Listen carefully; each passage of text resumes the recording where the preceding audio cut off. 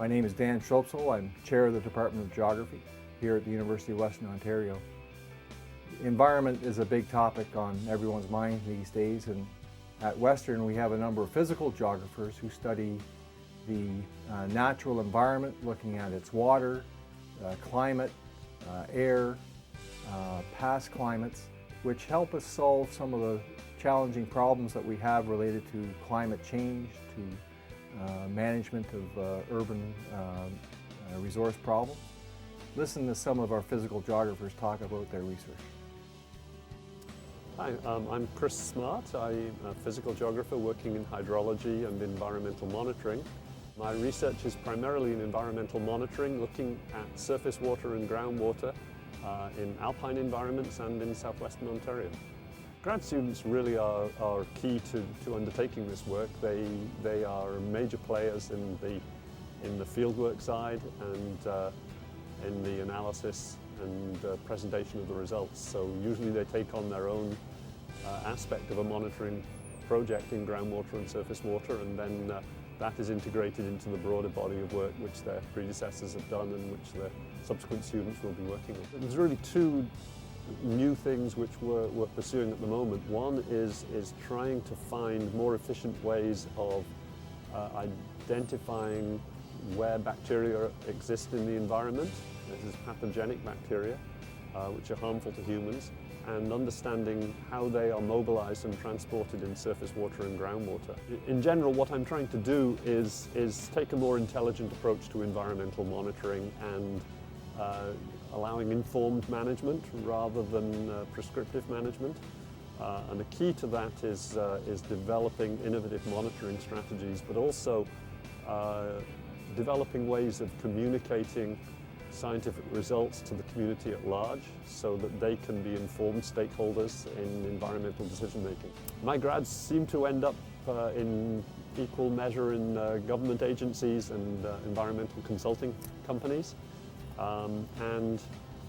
What I understand from them is that really they benefit enormously from the diverse education they've had while they've been at Western. So they get to pick up field techniques, instrumentation, research design techniques, logistics, coupled with specialized analytical techniques, data visualization and communication. So they're pretty diverse in their background, and that means they're flexible as employees.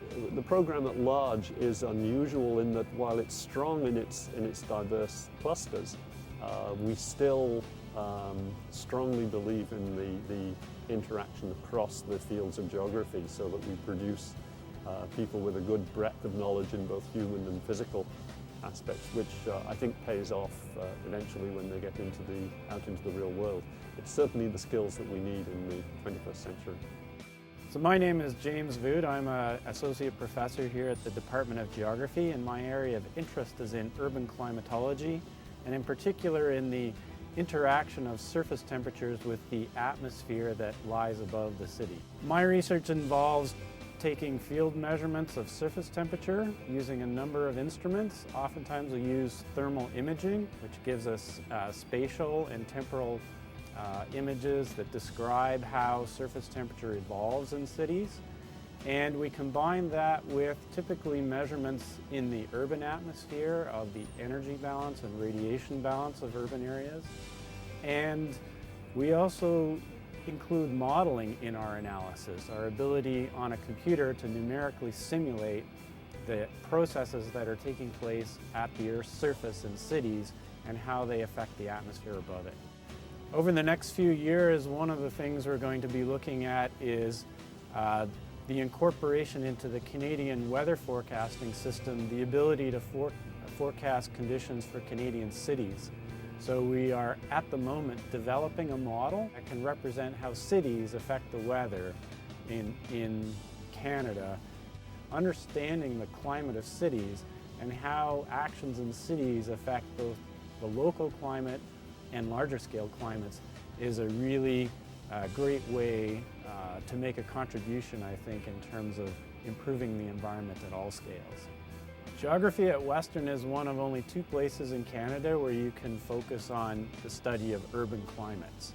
And I think geography at Western also has an advantage in the sense that the urban environment is also looked at from some different perspectives. So students who choose to come to Western can look at the physical environment in cities, and they can also get some exposure to important aspects of how cities operate from a development perspective or from an urban planning perspective. So in this image, what we're looking at is a thermal scanner that was mounted on a tower about 25 meters above a residential area in Vancouver. And we were there for 24 hours, and every half hour we took this system and we panned it through 360 degrees. And we did so at 2 observation angles. And what that does is it gives us a full circular coverage of the ground below this tower and the surface temperatures therein. And this observations that we're collecting here, these are going to contribute to a number of research objectives. One is they're going to provide us an evaluation data set that we can test against models. Secondly, they're going to be able to tell us something about how remotely sensed surface temperatures vary with observation angle. It's also contributing to our understanding of how urban surfaces interact with the air above it. So the surface temperature information we have is being combined with measurements of turbulence in the atmosphere and of soil moisture in the grass, and we're looking at the ability of the surface temperature here to be an indicator of both turbulent processes and evaporative processes in this urban environment. I'm Peter Ashmore. I'm a fluvial geomorphologist, which means that I study river morphology, river dynamics, and the processes going on in river systems in the present day and in the historical past. I do research on sediment transport in river systems. One of my areas of expertise is bedload transport in gravel bed rivers, and also the dynamics of braided rivers, where we've done research for a long time now, which began actually when I was doing my PhD at the University of Alberta some time ago. So one of the things about fluvial geomorphology is that we can study present-day processes and the way in which rivers work in the present day, which has direct applications in river management. So for example, we've done some work recently on using geomorphology as components of restoring rivers and rehabilitating rivers that have been affected by human activity or have been engineered into a state where they are maybe not as natural as they used to be. And we've also done some work recently in rivers in the Toronto region which have been heavily affected by urban runoff, which has increased the amount of water flowing through the rivers. So one of them has 6 times as much flow as it used to have, so that's had all sorts of consequences for erosion and damage to infrastructure and so on. So there are ways in which this has direct impact and direct application. So we work with biologists and we work with civil engineers in that area as well. So I use graduate students all the time in my research. They have projects that are directly related to my overall interests and to some of the applications in river management. So in the last several years I've had both PhD and master's students working on river geomorphology in various aspects, including urban effects on river channel stability using GIS modeling to study the distribution of energy in a river system to predict where erosion and deposition might be happening, and also experimental work on geomorphology of braided rivers and on the development of braided river sedimentology.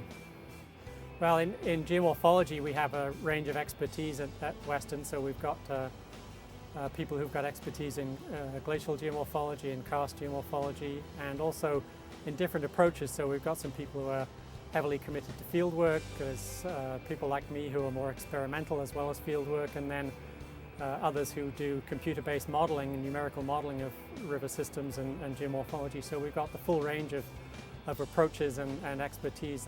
That's one thing that distinguishes what we do, and a very strong orientation towards application of the research that we do to environmental management. My name is Marco van der Wiel. I'm an assistant professor here at the Department of Geography. On graduate level I teach a course on environmental modeling, and that relates to my own research which I'm doing, which is mainly landscape evolution modeling. My research tries to figure out how landscapes, how catchments, how rivers, how hill slopes evolve over time and what they will look like in the future, or maybe what they looked like in the past. The outcome at this stage is, on an academic point of view, we're trying to understand how landscapes are actually changing. The main impact for communities or for the government is on short-term changes. They usually tend not to care too much about long-term. We do, because we want to see how our world has changed and what it came from. But the short-term changes, if you think about a river which is meandering and it's changing its position through the landscape, if you build a bridge somewhere over that river, you want to make sure that the river is still in the same place in 50 years from now, so that your bridge is actually still functional and that the river hasn't moved to a completely different position. So for those type of applications, people would want to know what the likelihood is of the river changing its position and try and figure out how the change is occurring, when it will occur, where it will occur. So one of the things that is, in my mind, distinctive since I came here, which sets this department aside from other departments where I've been, is the integration of human and physical geography in the student body and also in the faculty community.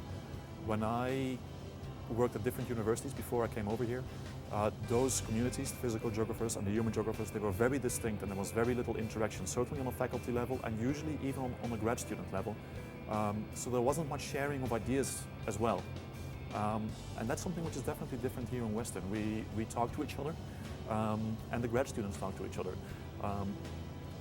Whether it be on an academic level or on a social level, there is a good integration between the different, let's say, the different pillars of geography. And that certainly is, in my mind, one of the main differences, the sharing and the interaction. So I'm Katrina Moser, and I do research in paleolimnology here in the geography department at the University of Western Ontario. So I work on lake sediments and using lake sediments to reconstruct past environments. And the lake sediments are a beautiful record of what's happened in the past because they're usually or often continuous, and they include information about both the atmosphere, the terrestrial system, and the lake itself. So my research is focused on, I would say, three main areas. One is looking at climate change, determining past climate change and looking at the impacts of climate change. The second is really looking at metals and problems with metal contamination and the impacts of that on lake systems. And the third is looking at eutrophication in a variety of lake environments. And eutrophication is nutrient enrichment. So what happens when you increase the amount of nutrients, particularly nitrogen and phosphorus, in various aquatic environments. This is the Lake and Reservoir System Research Facility.